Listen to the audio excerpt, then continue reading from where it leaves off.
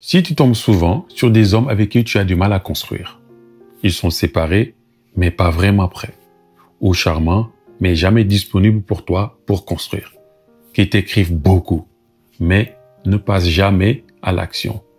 Ils veulent te voir, pas trop souvent, ou bien qui te disent « je veux prendre mon temps », mais plus pour faire des allers-retours, tantôt présents et tantôt fantômes, absents.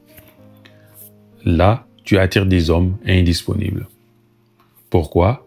Car ce n'est pas du tout un hasard. Ce n'est pas non plus que tu as la poisse. Et non, tous les hommes ne sont pas comme ça. Ça, c'est un schéma, c'est une mécanique. Tu peux la comprendre, la déjouer et surtout t'en libérer. Si tu ne me connais pas, je suis Mac Coca et j'aide les femmes à sortir des schémas d'amour déséquilibrés. Comment? En leur apprenant à décoder la psychologie masculine et le comportement des hommes, à reconstruire la confiance en elles et à reconnecter avec leurs vraies valeurs et puissance féminine.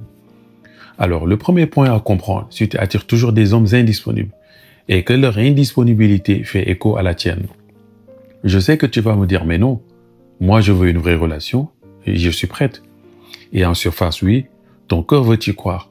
Tu as envie d'être aimé, vu et choisi. Mais si on creuse un peu, qu'est-ce que tu choisis vraiment? Est-ce que tu choisis des hommes qui te mettent en sécurité émotionnellement?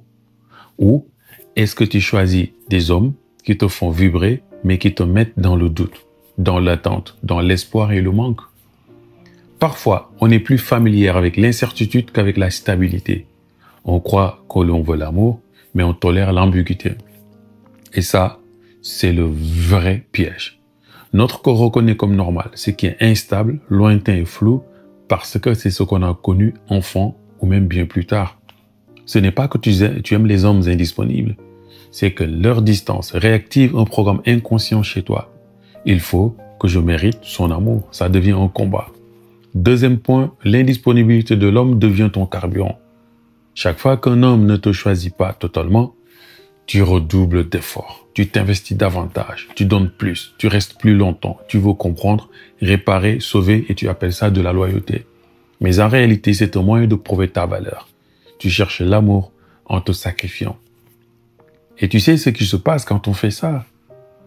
On attire des hommes qui trouvent ça pratique, pas parce qu'ils sont manipulateurs, mais parce que ils n'ont pas besoin de s'engager pleinement ni de faire beaucoup d'efforts.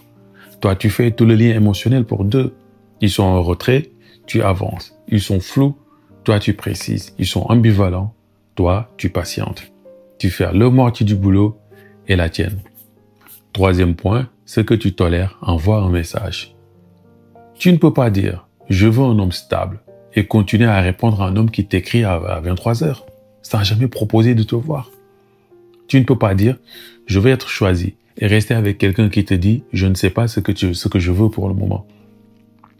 Ce n'est pas ce que tu dis qui crée ta réalité, c'est ce que tu acceptes.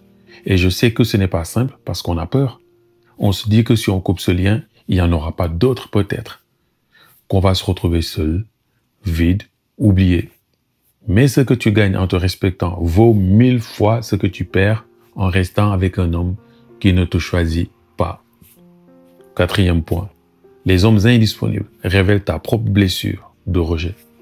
À chaque fois que tu essaies de te faire aimer par quelqu'un qui est émotionnellement fermé, tu recrées une scène intérieure, souvent ancienne, parfois invisible, mais toujours puissante et présente.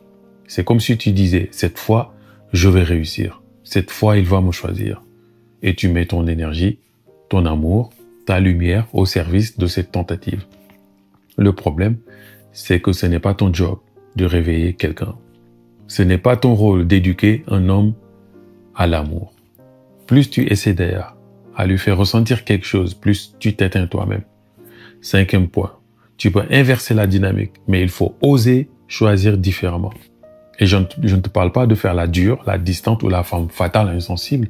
Je te parle de devenir clair sur ce que tu veux et surtout sur ce que tu ne veux plus. Pose des limites, pas de menaces, mais de vraies limites. Arrête d'interpréter ce qu'il veut dire. Regarde tout simplement ce qu'il fait. Et si tu sens que ça recommence, dis-toi tout de suite, je connais ce goût-là, ce n'est pas de l'amour, c'est du flou et je n'en veux plus. Tu vas peut-être passer par une phase où tu te sens vide, où tu refuses les anciens schémas sans encore voir les nouveaux. Mais cette traversée, c'est ta reconnaissance, ta renaissance et ta liberté.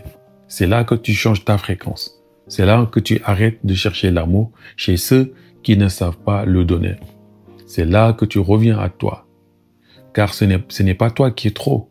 Ce sont eux qui ne sont pas assez engagés. Et ce n'est pas ton rôle de leur apprendre comment aimer. Mais par contre, c'est ton rôle de te choisir encore et encore jusqu'à ce que tu attires plus ceux qui ne savent pas le faire. Si tu n'es pas encore abonné, abonne-toi tout en bas. C'est gratuit et tu recevras des notifications à chacune de mes vidéos. Si c'est déjà fait, on se donne rendez-vous très vite au prochain épisode.